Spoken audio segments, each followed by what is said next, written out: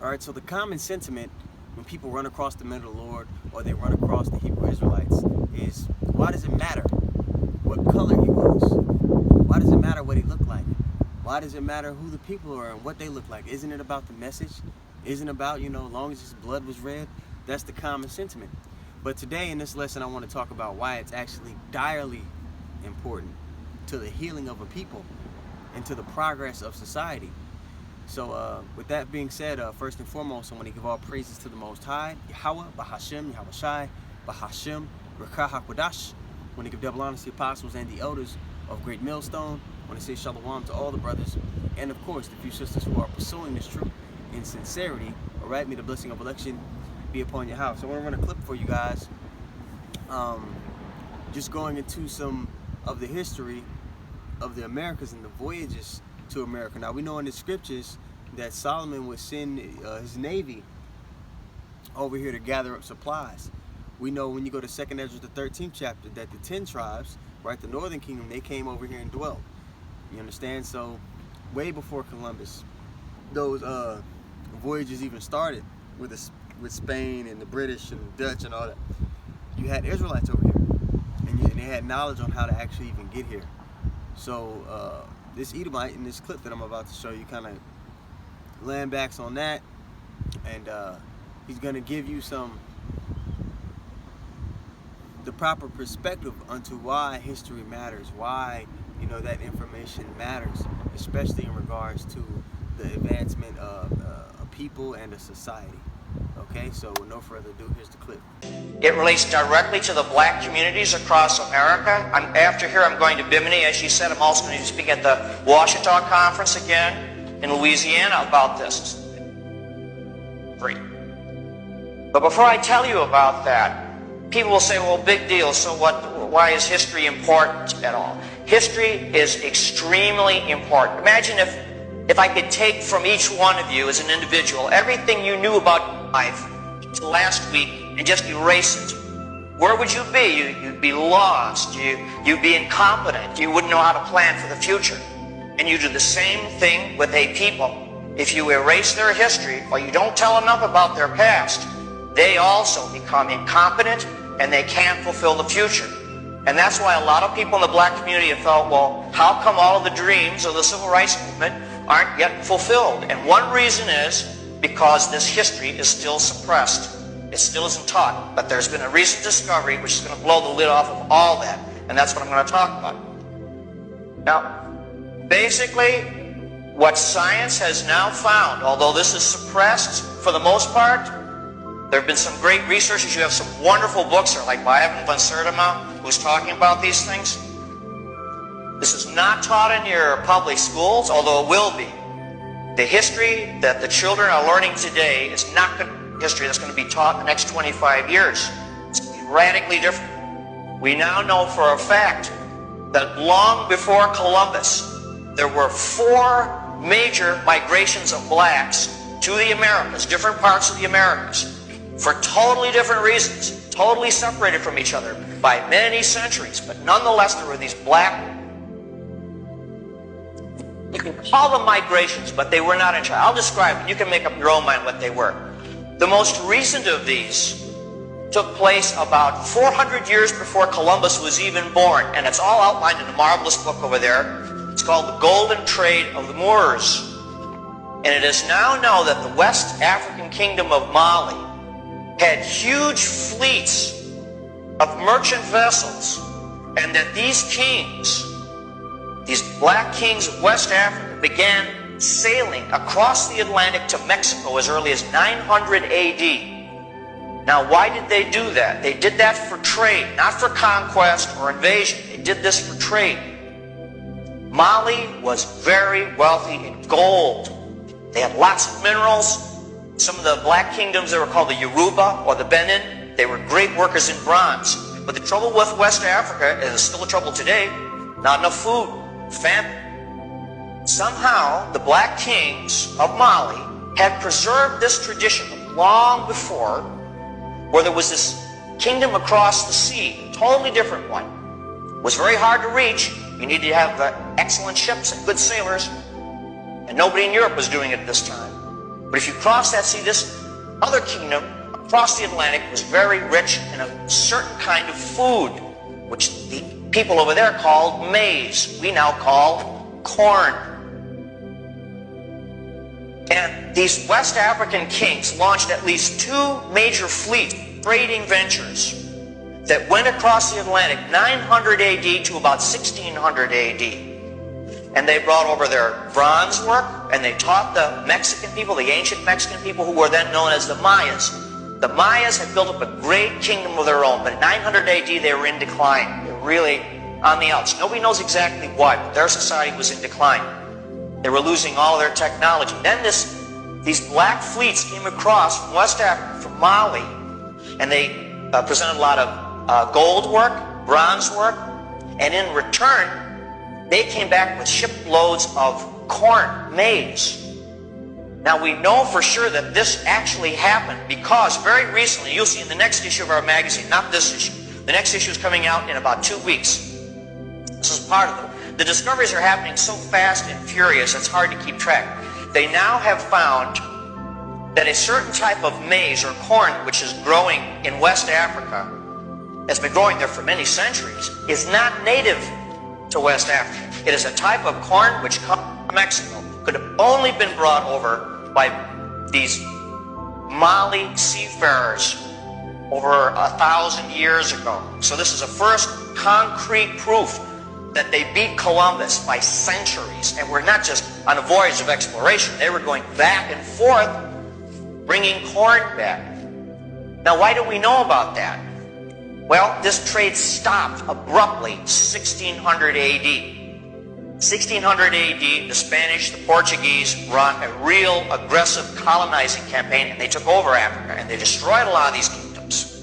And with the destruction of these kingdoms went all the knowledge and all the history of these past trades. This is a tremendous lesson for us because, you know, we're so proud of our American civilization. We think it'll go on forever. But when a civilization falls, history tells us it takes almost all memory of it with it. Civilization is really very fragile. And that's why these lessons from the past are very, very important. If we want to preserve our civilization, we have to learn what happened to these others that crashed. So we know for sure between 900 and 1600 AD, long before Columbus was even born, as I say, these blacks were trading, these black kingdoms were trading with Mexico. I have to refer to my notes just because this is new to me as well. There's also traditions in Mexico, ancient Mexico, of these black kings coming. And one of them was called, by the Mayas, if I pronounce this right, Ekchua, which means the black calabash or the black gourd. It referred not only to his black skin color, but also this gourd that he brought over. This gourd has been portrayed in these Maya hieroglyphs. This guy is portrayed as a West African type of man with robes and everything. And he's holding a gourd in these glyphs. That gourd has actually been identified as a West African type of gourd. So here we're having wonderful proof that there were these contacts between Africa and Mexico. And they actually referred to him by this name. And it shows that the Mayas and these Mali civilizers, these Mali traders, got along really well. It wasn't a conquest. It wasn't one society taking over another. They both had things to offer each other. The Africans had to offer metallurgy and gold, and the Mayas had to offer corn.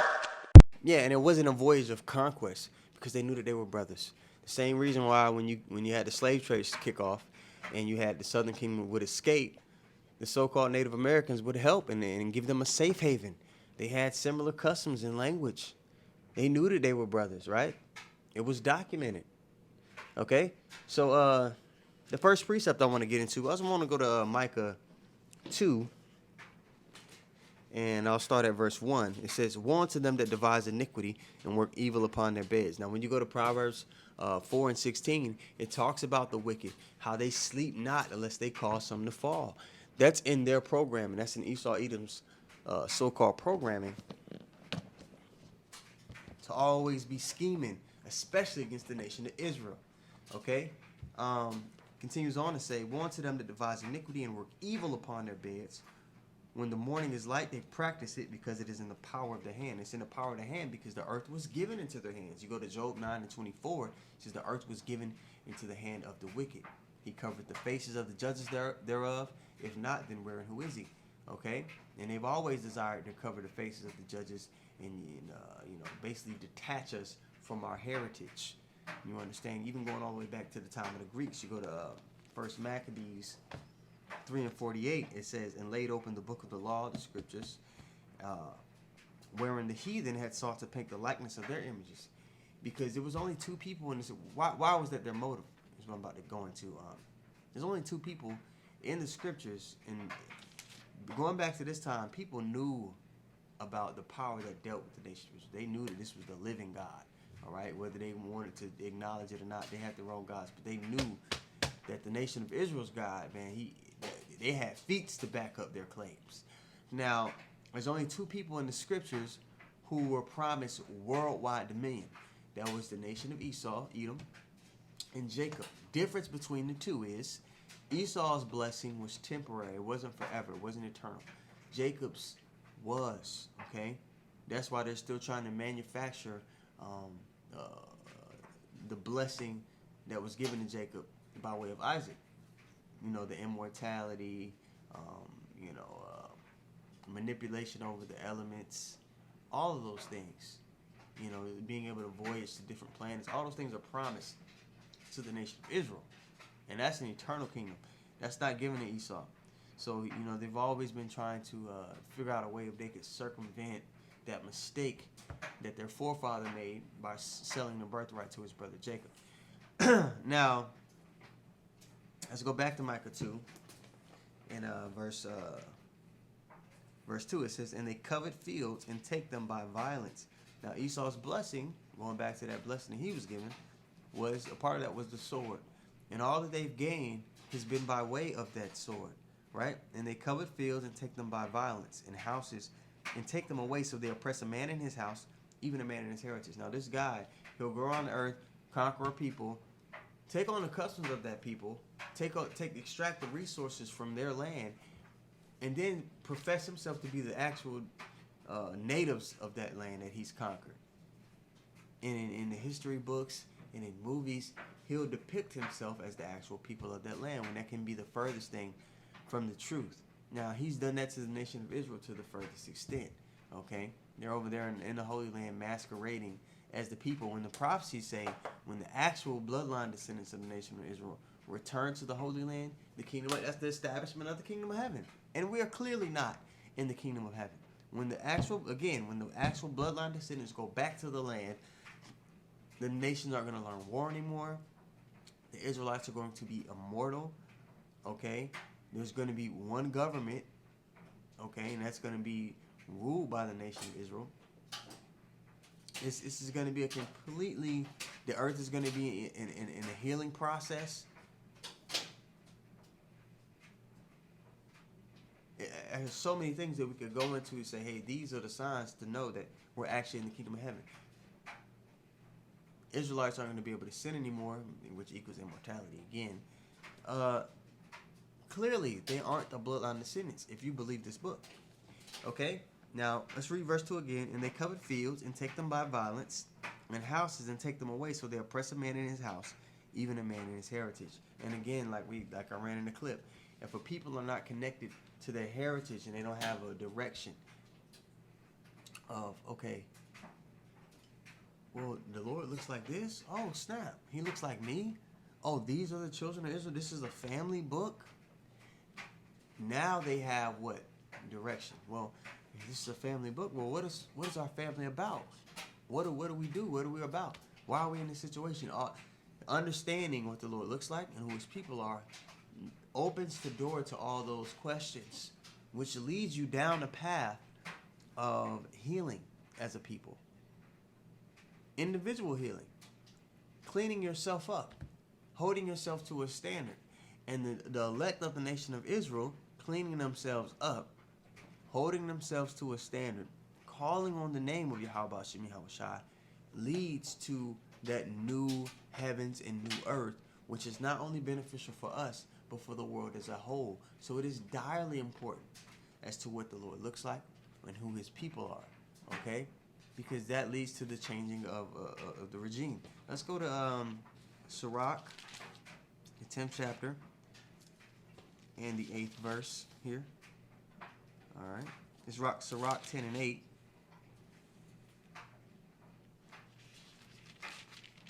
Slack, bear with me.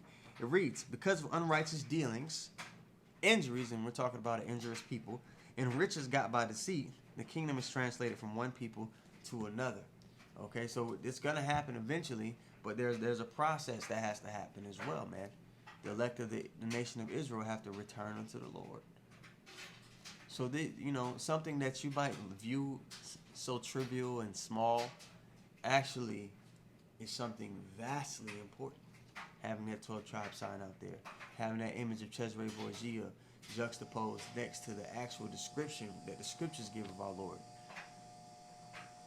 It's all a door opening to the elect of the nation of Israel, going down that, that series of questions and finding the answers through the new song, and the earth being changed for the better.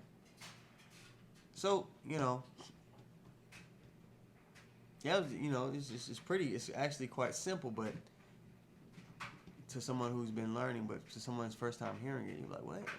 So if you continue watching videos, and you'll understand that there's prophecies within this book, and there's an order or a chain of events that have to take place before we get to this utopia, which is the kingdom of heaven. So Abaratazah, the lesson was edifying. I want to give all praises once more to Yahweh, Bahashem, Yahweh Shai, Bahashem, Rekah HaKodash. I want to give double honor to the apostles and the elders of Great Millstone. I want to say shalom to all the brothers and, of course, the few sisters who are pursuing this truth in sincerity. All right, may the blessing of election be upon Yahweh. Shalom.